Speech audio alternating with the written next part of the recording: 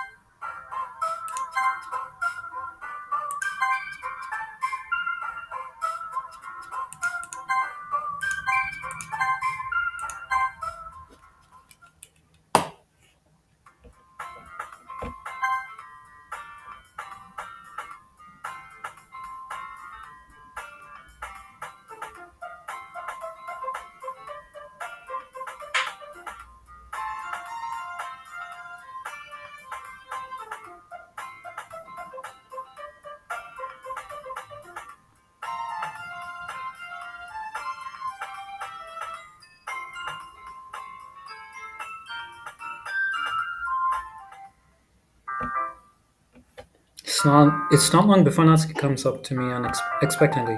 Yeah, yeah. Don't worry, I kept my promise. I pulled the first volume of Parfait out from my bag. Natsuki takes it from my hands and quickly turns it over, presumably to check for wrinkles. Hey, I'm not that careless. I handle manga all the time, you know. No, I just wanted to make sure. Can you blame me for being paranoid? I don't give people my manga every day, you know. That's true. No, I don't blame you. Well, anyway, let me put this one back. I'm gonna get the next one, okay? Natsuki makes her way to the closet. I follow.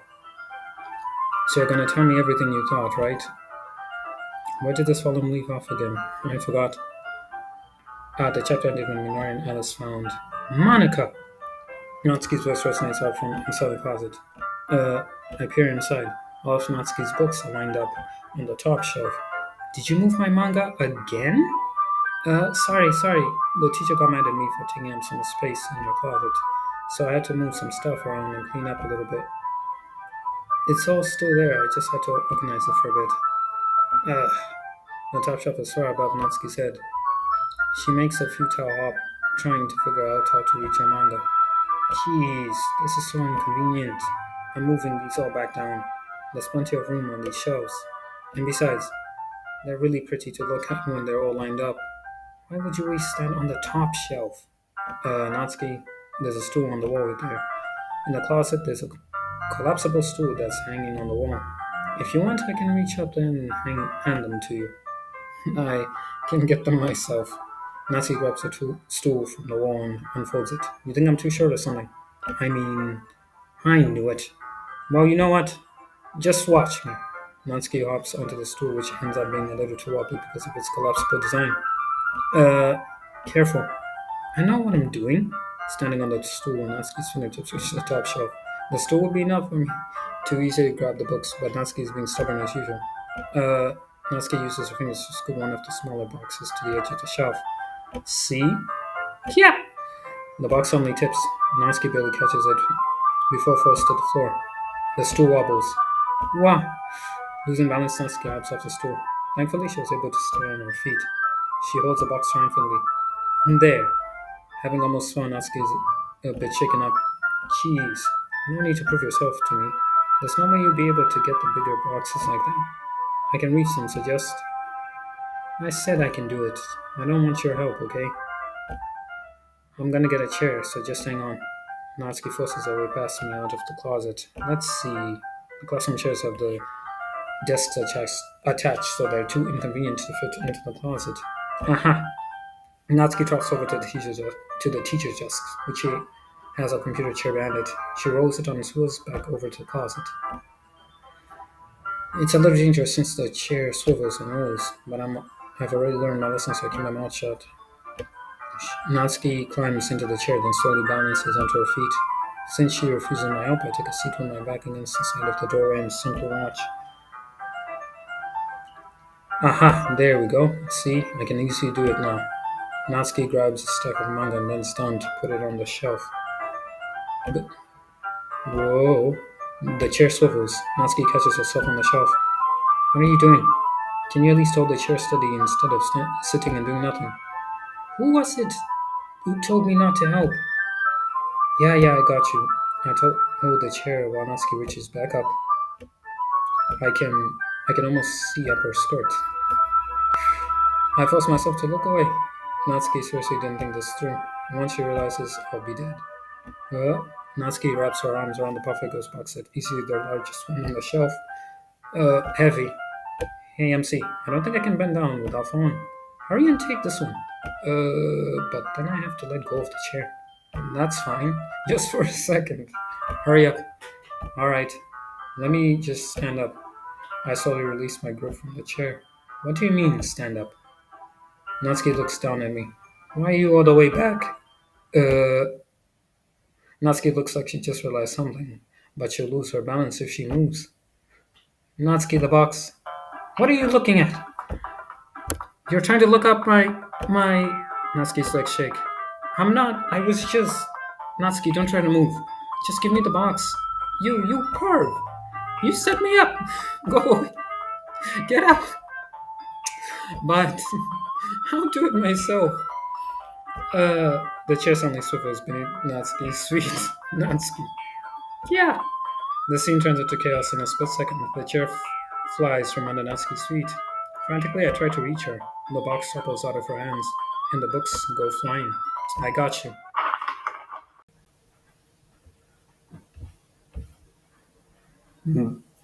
The full force of Natsuki's body against me throws me to the ground. A whole bunch of books pout me in the face. Natsuki tries to shoot herself with her own arms as her face lands straight into on my chest. Ugh. My right arm and my back seriously felt the impact. Uh, Slowly, Natsuki comes to her senses. She presses her arm straight into me to prop herself up. Natsuki seems to realize that it's not the floor that's beneath her. Good. Gross, gross! Yeah. Her fist pounds into my chest. Natsuki then hoists herself to her feet. What were you thinking? You sicko! Everything okay over here? I heard a loud noise. Monica suddenly peers in. Monica, see what happens when you put the manga on the top shelf? Are you trying to kill your club members or something? Jeez. Sorry. Oh, and one more thing. It seems like your most recent club member is a total pervert. So I hope you're happy. I didn't. Somehow it's impossible for me to explain this so bizarre situation to Monica. I didn't do anything, I swear. I know. Don't worry. Monica says that quietly to me.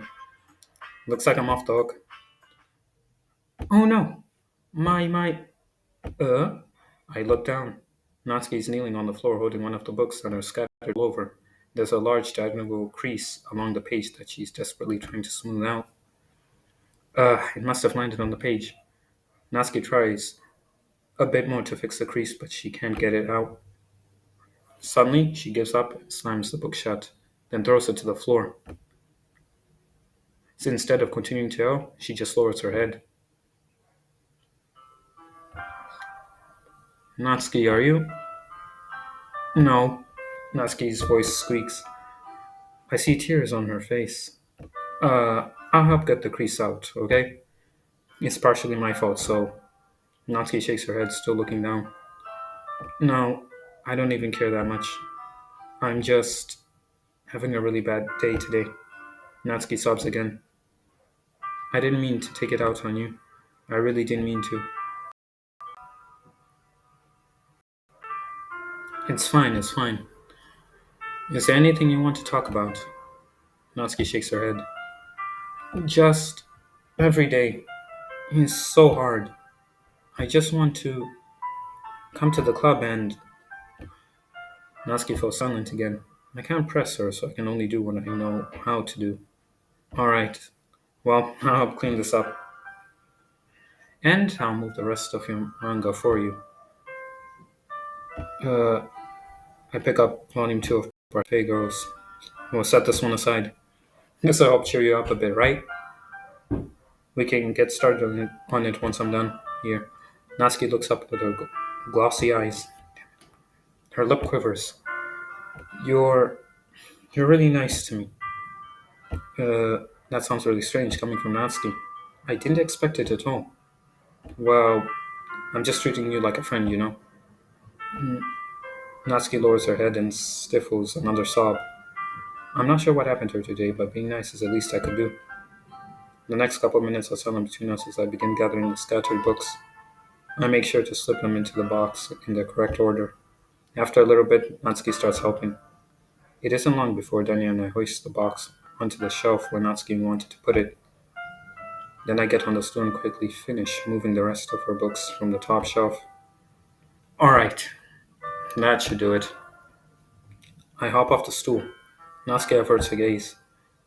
Thanks. It's nothing. Natsuki's holding the volume one set aside in her hands. Alright, I'm ready. Good. Even if you weren't, I'd make you anyway. You're taking responsibility for what you said. The thing about cheering me up. If you insist. We sit in the same spot as last time and I open the second volume. Natsuki's mood quickly improves, laughing and pointing things out to me. She's surprisingly sharp, making note of a lot of subtle repeated jokes and background elements. In the end, I'm pretty impressed by how everything ties together in this manga. I guess Natsuki has good taste after all. After some time, Monica gets our attention as usual, and it's time to share our poems again. Guess I'll be holding on to this for now. Yep, even you sound more enthusiastic this time. Well, I'm starting to get into it, you know. Told you. Yeah, yeah. I returned to my seat and slipped the book into my bag. Who should I show my poem to first? Natsuki, of course. Natsuki reads my poem. She keeps glancing at me, then back at the poem. By now, she must have read it more than once. Uh, is it that bad? No, it's not. It's good, it's really good, okay? There, I said it. This wasn't supposed to happen at all. Why can't you just be bad at this? My poems are supposed to impress you, not the other way around. You're trying to impress me? Obviously, you think I'd let you enjoy yours writing more than mine. Give me a break. Well, in that case, what's the problem with me trying to impress you? I'll tell you, Uh, Natsuki's face freezes, like she just realized something. You. You're trying to impress me? Natsuki vigorously scans her eyes for the poem one more time. Then the poem slips out of her hands and flutters to the floor. I have to use the bathroom. Red-faced Natsuki quickly walks out of the room. Hey, MC, did you do something to Natsuki? I just saw her rush out like that. You didn't do anything terrible, did you? No. I just told her that my voice gets caught in my throat. There's no way I could tell Monica that I'm trying to impress Natsuki. Monica sees the poem lying on the floor and swiftly picks it up. She reads through it, her smile not fading from her face. I see. You wrote this for Natsuki, didn't you? I mean, not really. In fact, didn't she like your poem a lot the other day too? I'm surprised you know her taste so well already. Are you sure you're not cheating, MC? Cheating? What do you mean by that? Never mind, I'm just kidding. I didn't understand Monica's joke at all. Anyway, how do you think Natsuki feels about you? Oh, you don't need to answer that. It was just something for you to think about. Hey! Natsuki comes up and snatches a poem out of Monica's hands. You must have noticed her re-enter the classroom. Did you read this, Monica? Of course, I liked it. Uh, you should really stop reading things that aren't for you, you know. You have a bad habit of doing that. Uh, but MC wrote this poem and was supposed to share with everyone, right? Ugh. Natsuki freezes. She apparently forgot that my poem is technically for everyone to read. Okay, well, I think MC's done sharing this poem with everyone. It's not like anyone would want to read this anyway. In fact, I'm just going to hold on to this. If you insist. What? Why are you looking at me like that? Like what? Never mind. Natsuki, I'll give you the poem, but that's still not very fair to Sarah. She hasn't gotten to read it yet. So what? Well, I guess MC's right, Natsuki. It's not fair if you don't let everyone finish reading it. Fine. Natsuki returns my poem. It's not like she's going to like it, though. Anyway, read my poem now. And no, I won't let you keep it. This is my only copy. You like spiders? Read this. Whatever.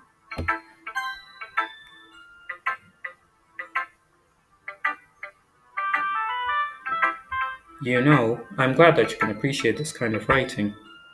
I mean, I know I was talking about that yesterday, but I've been thinking about you, so I've been enjoying sharing my writing with you. Sorry. So consider yourself lucky, okay? Well, thanks for being honest. What's that supposed to mean? I'm always honest. Jeez. Just look forward to tomorrow too, okay? Alright, I will.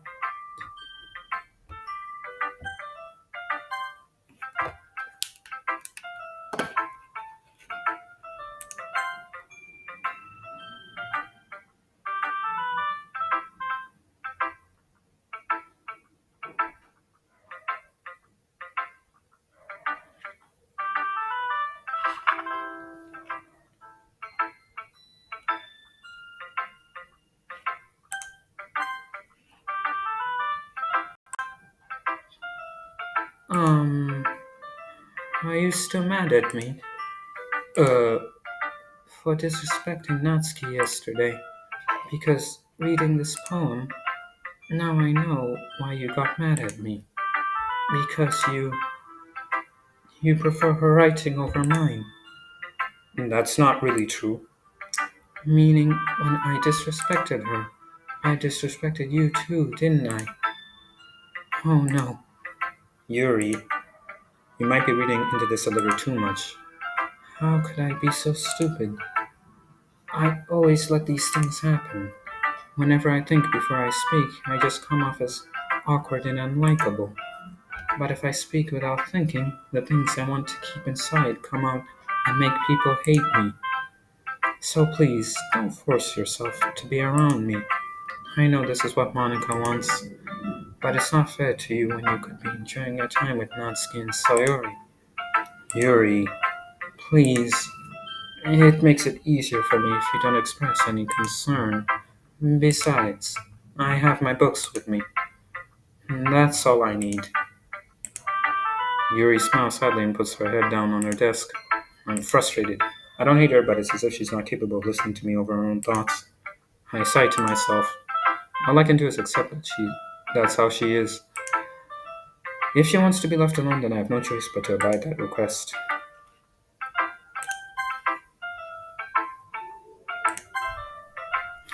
That was kind of silly with Natsuki earlier, wasn't it? I'm glad the two I'm glad the two of you have been getting along so well.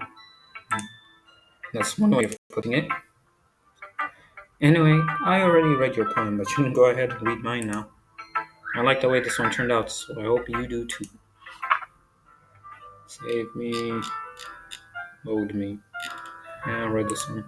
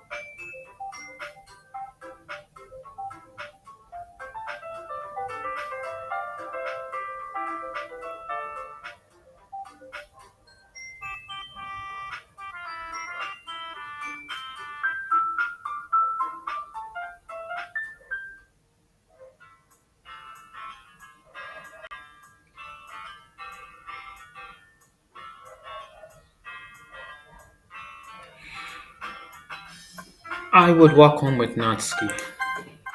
Walking home with Natsuki, huh? Why does the thought of that make my heart pound? I mean, I think I would be afraid of what she'd do to me if I turned her down. Isn't she so cute and fun to be around? That has nothing to do with what I just said. Ha ha ha, you admitted it. Jeez, there's not even any point in speculating something that's never going to happen. Well, maybe, but I just like to think about it. It's not long before you won't need me anymore, you know? Need you? Sorry, I can't get, I can't figure out how you're seeing things in your head right now.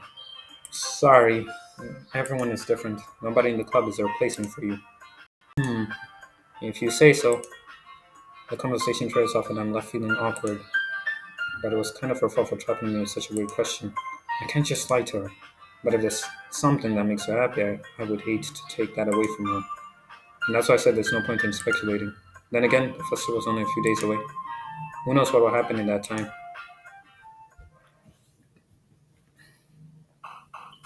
Okay, and with that, I will put an end to this episode.